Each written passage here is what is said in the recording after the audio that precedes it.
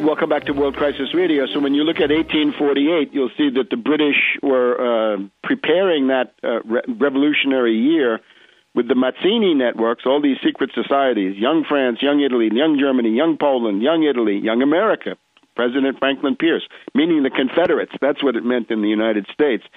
And you've also got Marx coming forward in the middle of 1848 with the Communist Manifesto, sponsored then by the British at the British Museum Library, and Bakunin, the anarchist Bakunin, who shows up in the middle of all this. So a three-pronged attack by nationalists, communists, and anarchists to try to subvert anything reasonable. Reasonable in 1848 would have been somebody like Cavour of Italy, or some figures in Germany that would have been better, or well, in France there were some positive ones too, but they are swept aside by this demagogic, hollow performance by Napoleon III. I'm sure he's part of the ego ideal of Sarkozy.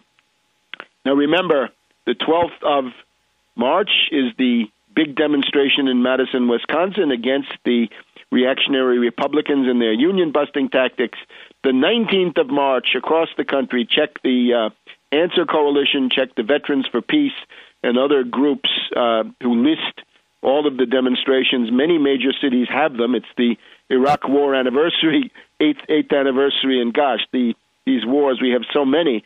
So now that happens to coincide usefully for once with something more immediate. Now let's look at the Wisconsin situation. Naturally, we are in full support of the working class movement against the demagogue Walker, a scoundrel, a demagogue. If you look at him, he begins to look more and more like the young George Wallace of the worst racist years. He's got that same kind of look. And he brought Gestapo tactics into Wisconsin. The Gestapo tactics were putting out arrest warrants for the Democratic senators who were boycotting the proceedings as a perfectly legitimate tactic of parliamentary obstructionism, trying to fine them, and then a goon attack, right? A member of the state assembly knocked down by this guy's cops, who obviously took their cue from the governor. He needs to be recalled. This Walker has to be ousted. He's, of course, a beneficiary of Koch funding. He gets campaign money from Koch.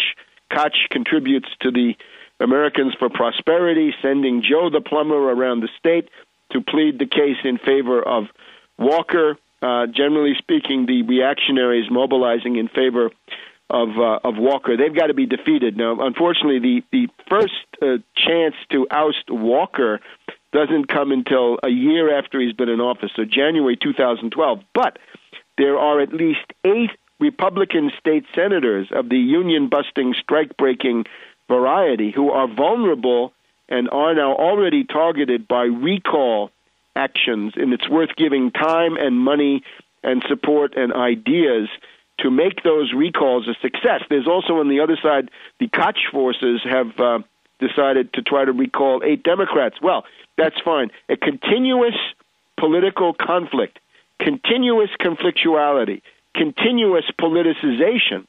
The main danger is the inherent tendency of Obama to sell them out, because this thing in Wisconsin is not welcome to Obama.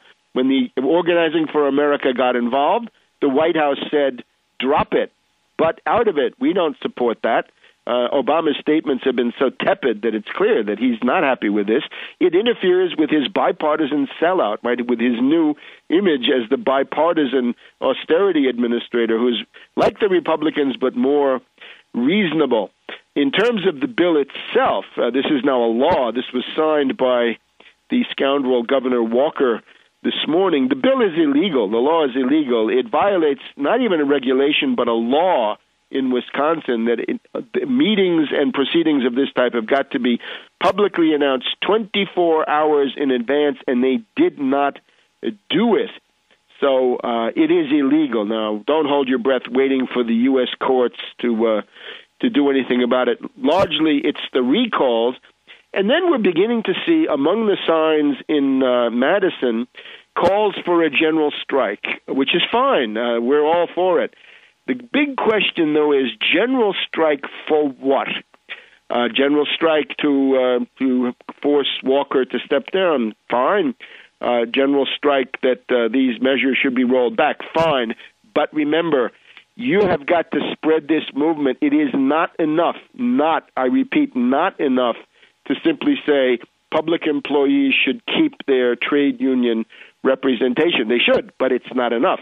Notice also the Democrats involved already surrendered all of the issues of the pensions and the pay, right? The 5 to 6 to 7 or 8% cuts in pension and pay that the state workers were being loaded with. That is a terrible thing to do. Why give up on something like that? Why make preemptive concessions? Why surrender? You can see Walker scorned that. It's time now to take back those wretched concessions that were made, saying, okay, Walker, you want to play rough. We're not going to support your pay cuts for workers, because the central idea is Wall Street should be paying for this. 81% of that NBC Wall Street Journal poll that we discussed in detail last week want a millionaire surtax. 81%. That is a plebiscitary majority. That looks like an election where one party didn't show up. The consensus against Wall Street in the American population is overwhelming. The mood of economic populism needs to be given a specific programmatic content. It has to go from a mood into legislation and concrete measures that can be carried out. Again, my 5-point program I submit is the best, and to some degree it may be the only economic program that makes any sense in the present time. So the most obvious thing is the Wall Street sales tax.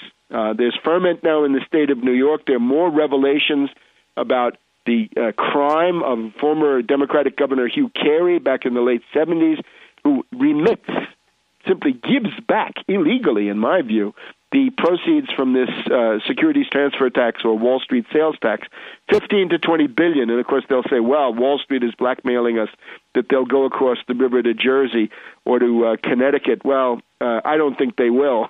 I doubt it. Why don't you call their bluff? And remember, this should be done as a federal law. If it's $1 quadrillion of turnover, and I think it's 2 or 3 times that, but just take the lowest ballpark figure. If it's 1,000 billion, 1 quadrillion of turnover, a 1% tax gives you 10 trillion, 5 trillion for the feds, 5 trillion for the states.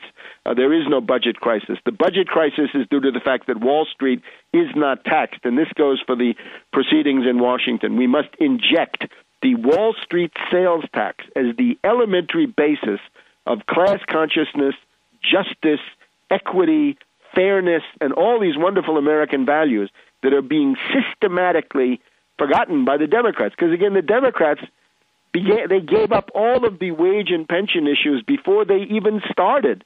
And look at that, and Walker spit in their eye anyway. Their preventive concessions got them nowhere.